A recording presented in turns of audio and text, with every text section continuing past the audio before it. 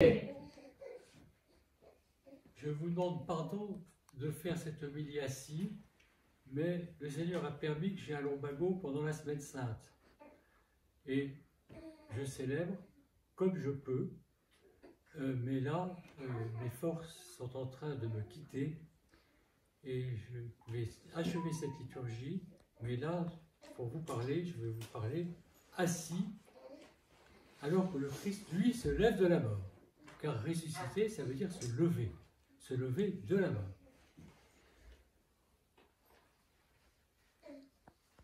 Nous avons beaucoup médité ces derniers dimanches et le jeudi et le vendredi saint sur la mort et l'ensevelissement du Christ, la mort par la croix.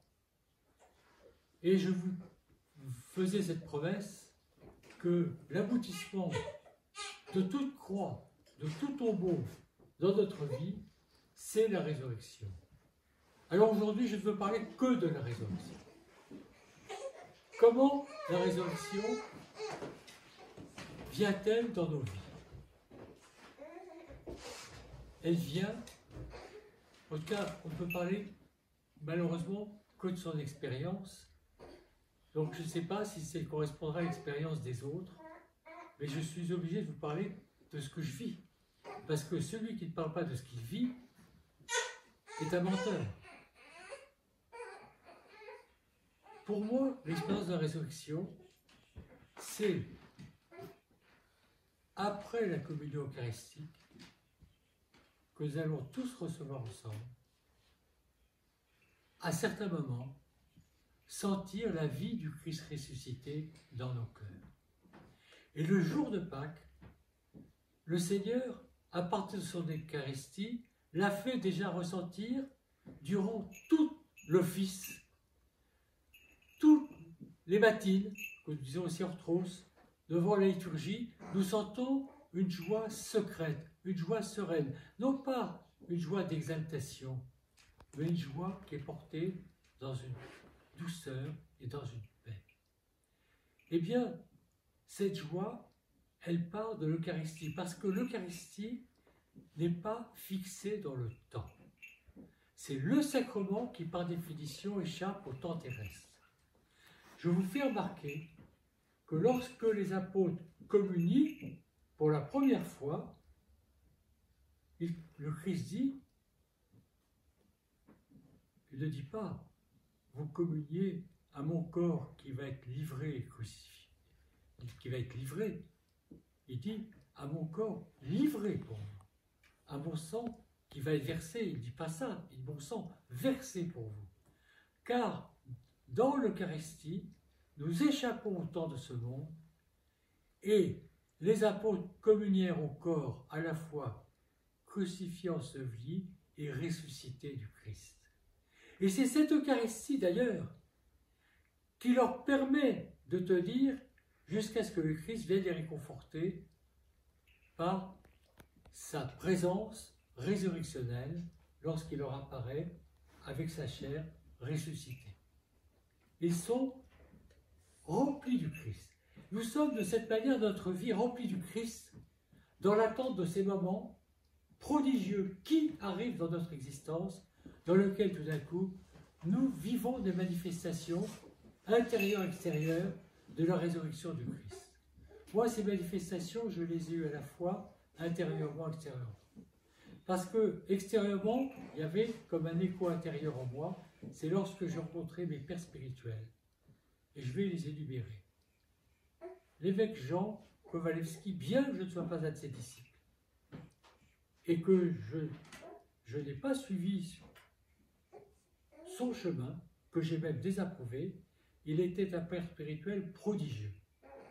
Il y a des hommes qui sont faits pour guider l'âme, qui peuvent se tromper dans d'autres choses. Mais quelle est la chose la plus importante que de guider une âme et de lui apporter la vie? J'ai eu après son trépas, comme père spirituel, un homme qui était né dans la vie monastique, qui était moine à l'âge de 12 ans, l'archevêque Théophile de Lescot. Et jusqu'à sa mort, je voyais en lui une transparence à la vie du Christ, une humilité, Et quand j'étais en sa présence, le Christ était ressuscité.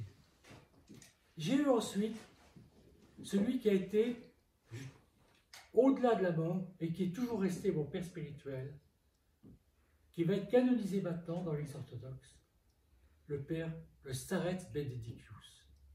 Et le Starets Benedictus m'a fait vivre un miracle incroyable que je vais vous raconter. Il parlait avec la voix du Christ. Comment ça? À un moment donné, nous sommes dans l'obscurité, en train de prier ensemble. Il me parle, c'est que sa voix douce, mélodieuse, dans sa petite maison au monastère de Tchernika. Et je ne peux pas évoquer ça sans que les larmes me viennent. Et à un moment donné, il me dit, Père Michel, je vais vous poser une question. Il me pose une question. Et tout d'un coup, j'entends dans mon cœur, comme la voix du Christ. Et c'était en même temps sa voix,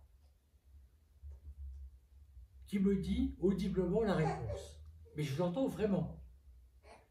Et je lui dis, mon père, est-ce que c'est vous qui me parlez directement dans mon cœur? Et il me redit exactement la même phrase que je venais d'entendre.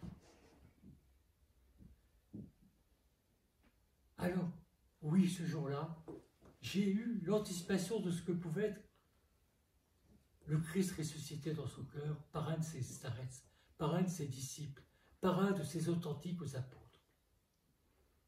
J'ai connu dans ma vie, à un moment donné, très jeune, trop jeune, cette expérience, mais je vais vous la livrer, où le Christ m'a parlé directement dans mon cœur. J'ai été envahi d'une paix, d'une joie incroyable. J'aurais voulu que ça ne cesse jamais. Donc, vous voyez, ce n'est pas des miracles où des flammes apparaissent, où des objets se reconstituent, où des morts se ressuscitent. Non, non. C'est quelque chose qui se passe en nous et qui est tellement surdimensionné par rapport à notre univers que nous voudrions être en permanence dans cet état-là. Et là,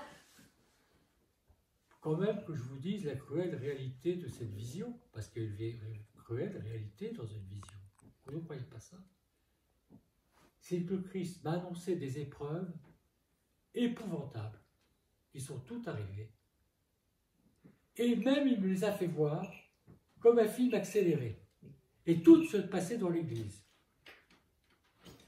Ce qui veut dire que j'ai jamais connu de joie pareille et je n'échangerai pas l'absence d'épreuves dans ma vie contre cette présence de la paix que j'ai connue. De cette paix avec la réalité du Christ en moi, la réalité du Christ ressuscité en moi. Je n'échangerai pas. J'accepte toutes les épreuves, toutes les trahisons, toutes les couronnes d'épines pour cette paix. Parce que quand elle est là, et je sais que je ne l'ai plus à cette dimension-là, peut-être le Seigneur me la redonnera-t-il avant ma mort. Je voudrais l'avoir pour vous la transmettre. Au fond, le Seigneur m'apprend dans la vieillesse l'altruisme. Je voudrais être dans cette paix et dans cet amour résurrectionnel pour pouvoir vous y faire goûter, que vous en ressentiez les arts, que vous vous sentiez porteur de cette vie qui transcende la nôtre, qui rend la nôtre dérisoire, mais utile, parce que sans cette vie dérisoire, nous n'aurions pas cette vie transcendance. Le dérisoire, c'est parce qu'elle passera, alors que l'autre ne passera pas. Glorifions le Christ ressuscité. Le Christ est ressuscité. En vérité, il est ressuscité.